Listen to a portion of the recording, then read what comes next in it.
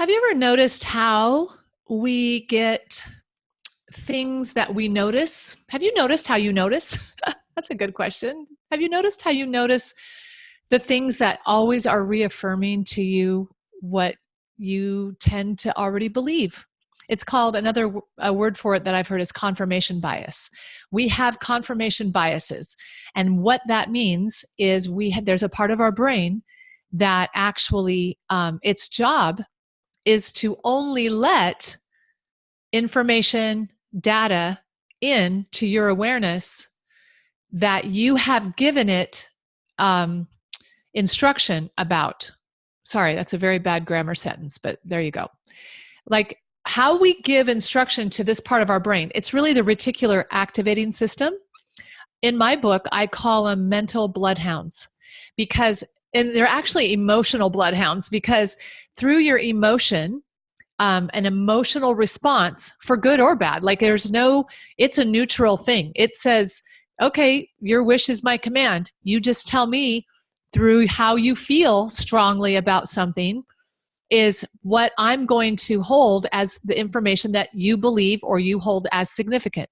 So let's just take it from the premise of what I call the monster premise, which is when we're young, we come pre-programmed with an emotional brain. That's it. We don't have logic. We don't have language. We came programmed with survival, and survival is an emotional only. In fact, it's really not even directly connected to the logical brain after that logical brain develops. It's pretty standalone, and it's been guiding the process of evolution for millennia. And it really has been a source of why we are still here and we've evolved as we have. And that part of our brain will only hear, sense, emotion. Like fear is pre-programmed because without it, we would have gotten eaten. The people without fear didn't pay attention and they got eaten and they got killed. And here we are. So over time, that part of us has had to evolve and develop. And so we are keen. The fear instinct is part of the survival brain. It's very important. Nothing wrong with it.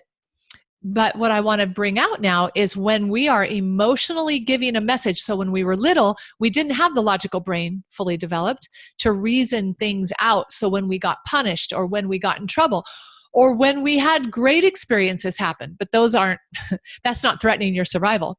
The other ones on some level, on an emotional level, those other experiences that we had, even as young as maybe even in the womb, if we had fearful experiences while we were in the womb or when we were early firstborn, the program's running. The program of survival is running in the background. And that program was and is only speaks, hears, and answers with emotion, and it triggers with emotion. So when we have, let's say, something happened when we're 2, and again, we're barely talking, so this part of our brain is still very minuscule. And in fact, just to reiterate what I've said before, the logical prefrontal cortex part of our brain, the frontal lobe, doesn't fully develop until mid-20s. That explains a lot, doesn't it? Does in my life.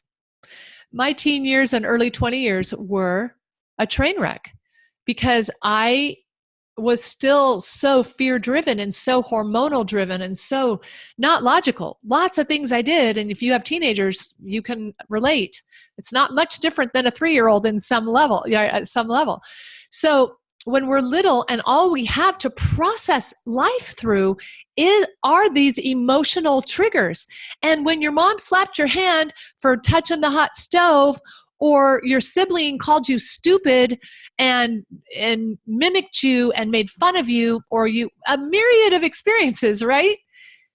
That little you did not have the faculties, the equipment to process it any other than I'm not okay. We have to be okay. We're a community species. People have to take care of us. Have you noticed? We take care of our kids for a while before they're self-sufficient. That's how that's how we are as a species. If I hate to call us species, but we are. And so we came running with a program of, do you like me? Do you like me? Am I okay? Am I okay? I'll talk about that on another video. But here's what happens when the resounding emotional answer when we're little and we don't have language, we don't have reasoning, doesn't make sense now. I'm even telling this to your logical brain. You're going, what? That doesn't make sense. Exactly, because we didn't make sense. Sense was not in our capability. So we only created our identity through emotion. And when that emotion was resounding, saying, uh-oh, my mom's mad at me. My dad doesn't like me enough. That was mine. I just didn't think I was special enough. And so my whole life, I made a decision from an emotional standpoint at whatever age. I don't know when it happened exactly. I don't know if it was an exact event that happened. I just know that during those years that are formative, that we all know about, a lie was embedded. That's what I call the monster under my bed.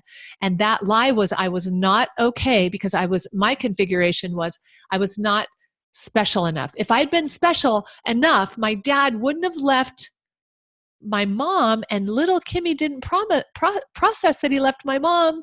That would have taken logic I didn't have. My dad left me, and my dad left me for another woman. Do you see how it all wires up? Like, it's a survival instinct, because if I'm not okay, if I'm not good enough, these people won't take care of me. That's how emotionally it shows up in our psyche. So the I'm not good enough, I'm not special enough, that configuration, that was emotionally the message I sent to my mental bloodhound, my reticular activating system. So guess what? All my life, you guys, I'm only shown that part of my brain's job is to only let in things that are, number one, there's instinctual things like, where food is, where water is, how to get it if I need it. If I'm a baby and I need water, I need food.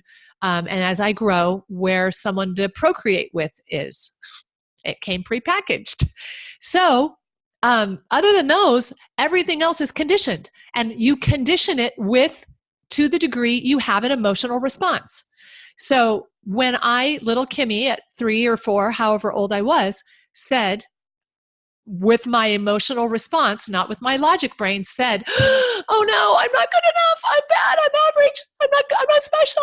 My dad, da, da, da, da, da. So throughout my life, guess what? That reticular activating system, the mental bloodhounds, just brought me okay, here, you're right. Here it is. And whether it was actually in truth or not, whatever situations they were bringing to me, through the glasses I had on, that's how I saw it, because that was my truth. And when I communicate my truth to that part of the brain, its job is to only let that data in. It won't let any conflicting data in. It won't. It won't show me the times that I am good and that I am special and that I am lovable and I am acceptable, because I have told it already. My 3-year-old self told it with an emotional, strong response that I'm not. So have you noticed, back to my original question, have you noticed how you have volumes of evidence? See, Kim, I mean, how many people I've coached over the years, and they'll go, but this is true. Kim, this is true. I'm like, okay, there might be truth in it, but it isn't the truth. And yet our brain has been programmed to only show us that. So what happens when you do unwiring and rewiring, which is really what I'm all about helping people do, is not judge themselves for having this wiring. We couldn't help it. It's all of us. But what do we do about it now, right? So that's what I'm out to do in the world. If you haven't subscribed, subscribe, hit the bell, go to kimfisk.com, blah, blah, blah. Find me on Facebook, find me on Instagram. I'm everywhere. But honestly, this is the real message I want to get out to the world, is noticing these things, and then what do we do about it?